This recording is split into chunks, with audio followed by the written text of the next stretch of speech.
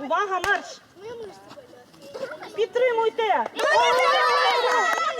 Це Новгород-Сіверський навчально-виховний комплекс. Він поєднує дитсадок і початкову школу. Тут є класи з інклюзивним навчанням. Ви бачите, закуплено було технічне обладнання, меблі були закуплені, ну і дидактичний різний матеріал. Директор закладу Валерій Шинкаренко розповідає, гроші на ремонт їм надав відділ освіти міської ради. Востаннє це було кілька років тому. Відтоді, каже, держава не допомагає. І ось наслідки. Приміщення побудували 25 років тому. Це єдиний навчальний заклад у Новгороді-Сіверському, який має басейн. Працював він 3 роки після відкриття. У зв'язку з нестачею коштів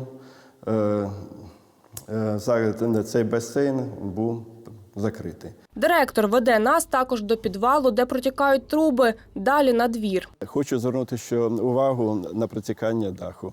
Ви бачите, що він знаходиться також на аварійному стані, не відпадає плитка, і тому цей дах також потребує капітального ремонту. Частково зробити це неможливо, треба робити все в комплексі.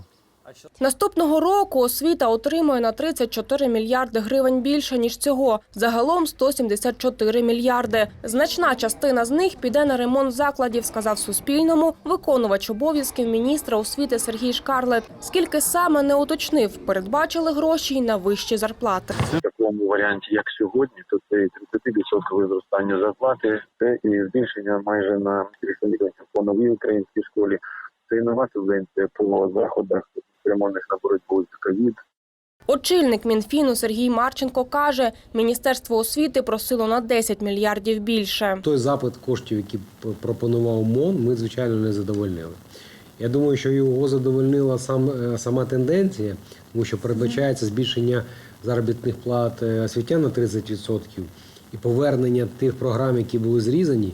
Тому з точки зору, можливо, його оптимуму. За словами Марченка, на заплановані проекти Міносвіти має вистачити 174 мільярди. А Новгород-Сіверському навчальному виховному комплексу порахували, щоб завершити ремонт, їм потрібно 15 мільйонів гривень. Дарина Коломієць, Олексій Коцепчук, Олександр Тимінський, Віталій Коровко. Новини на Суспільному.